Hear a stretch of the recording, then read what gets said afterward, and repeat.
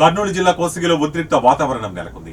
YCP అధికార పార్టీకి చెందిన ముస్లిం మైనార్టీ నాయకుడు రోడ్డు డ్రైనేజీపై బాత్రూం ఏర్పాటు చేయడంతో ఆ కాలనీ వాసులు నిరసన వ్యక్తం చేశారు. ఈ నిరసనలో సుమారు 200 మంది కాలనీ వాసులు రోడ్డుపై బైఠాయించి తమ నిరసన వ్యక్తం చేశారు.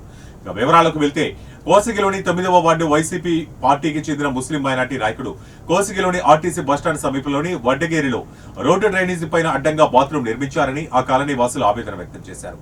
దాంతో పోలీసులు జోక్యం చేసుకుని పరిస్థితిని చక్కదిద్దే ప్రయత్నం చేశారు.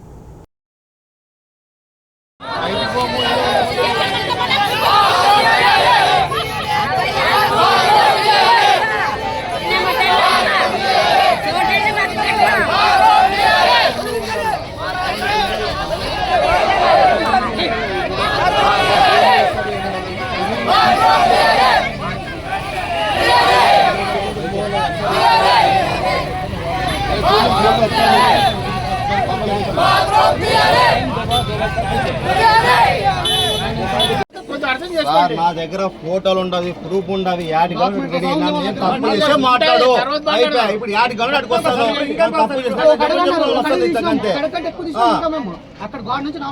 నన్ను ఇప్పుడు నుంచి కాదు 70 నుంచి అంతే. పంచాయతీ అధికారులు